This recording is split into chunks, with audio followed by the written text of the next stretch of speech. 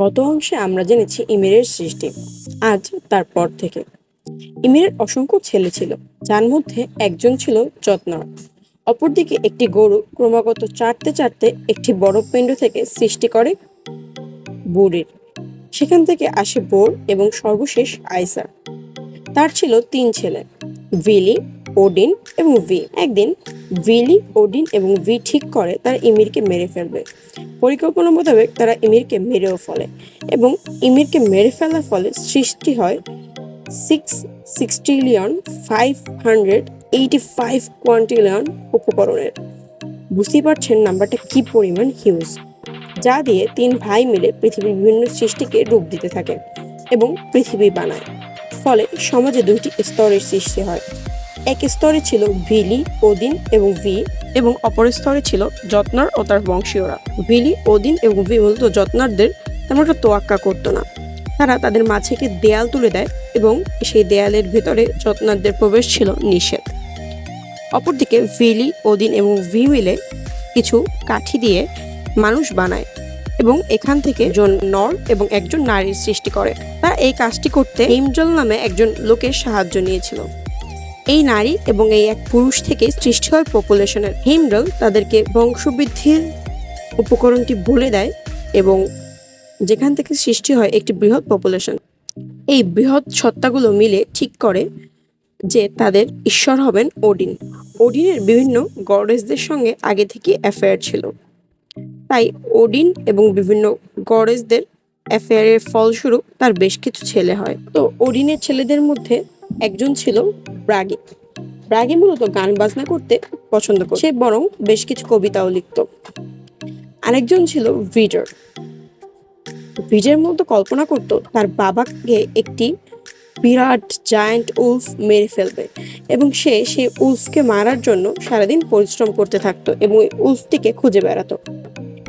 আর এরপরই আসে তার আরেক জনপ্রিয় পুত্র, যাকে ইংলিশ মুভির সুবাদে আমরা সবাই চিনি। হ্যাঁ, এটাই থর। থরের ছোটবেলা থেকে হবি ছিল সে মানুষকে মারতে খুব পছন্দ করত, বিশেষ করে ইয়ৎনারদের। এবং বইতে উল্লেখ আছে থরস হবি ওয়াজ কিলিং ইয়ৎনার্স, অর্থাৎ তার জীবনের একমাত্র নেশা এবং পেশাই ছিল ইয়ৎনারদের মারা। আর এই 3 ভাইয়ের সাথে আরো একজন ছিল বাল্ডার। বাল্ডারকে মূলত সবাই পছন্দ করত, তাকে ভালোবাসতো না এবং মানুষ খুঁজে পাওয়া ছিল সেই সময় বড় দায়ের ব্যাপার। ওডিনের একদিন ইচ্ছা হয় সে অনেক বুদ্ধিমান হবে, তো সে মিমির নামে একজনের কাছে যায় এবং মিমির তাকে বলে ওডিন তার একটি চক্ষু দানের বিনিময়ে মিমিরের ম্যাজিক পুল থেকে একটি সিপ পান করতে পারবে এবং এই সিপটি পান করার ফলে সে বুদ্ধিমান হয়ে যাবে। ওডিন কথা মতো তাই করে। সে তার এক চক্ষুর বিনিময়ে মিমিরের ম্যাজিক পুল থেকে একটি সিপ পান করে।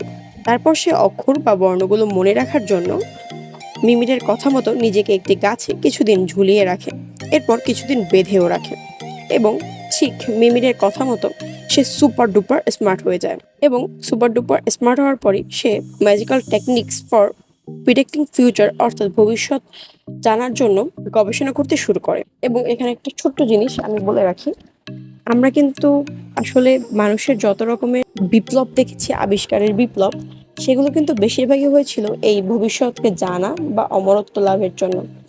যেমন বিজ্ঞানের রসায়ন বিভাগে একটি গল্প উল্লেখ আছে যে প্রথম বিক্রিয়া শুরুই হয়েছিল এই অমরত্ব লাভের কোনো একটা উপায় খুঁজতে গিয়ে, এবং সেখান থেকেই কিন্তু আমরা সিটি গোল্ড বা যেটা স্বর্ণের রেপ্লিকা বলি সেটাকে আমরা আবিষ্কার করি প্রথম।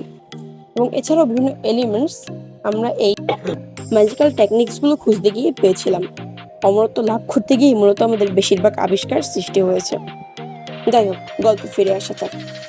ওডিন এই ম্যাজিক্যাল টেকনিকগুলো ব্যবহার করে জানতে পারে লোকি নামে কোনো একজন মানুষের সঙ্গে রক্তের সম্পর্ক স্থাপন না করতে, কারণ লোকি তাদের সকলের সঙ্গে বিট্রে করবে, অর্থাৎ বিশ্বাসঘাতকতা করবে এবং তার সন্তানরাই এই পৃথিবীর ধ্বংস ডেকে আনবে। আরও জানতে সাবস্ক্রাইব করুন।